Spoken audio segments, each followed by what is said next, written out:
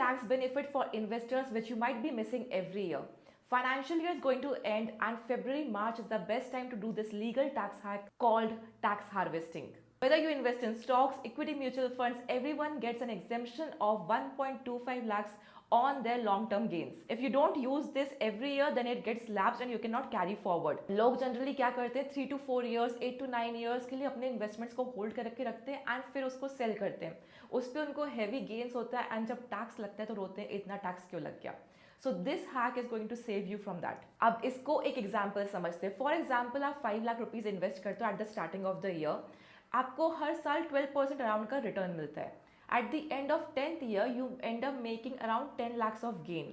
1.25 lakhs का exemption मिला. Net taxable gains हो जाते हैं आपके 9.27 lakhs, जिसपे आपको 12.5% प्लस सेस का टैक्स देना पड़ेगा, which comes out to be 1,20,000 approx. अब instead if you would have done tax harvesting, तो आप हर साल अपने इन्वेस्टमेंट को सेल करते, प्रॉफिट बुक करते, री इन्वेस्ट करते, तो आपको 1.25 लाख का एग्जेम्पशन हर साल मिलता फॉर दीज 10 years.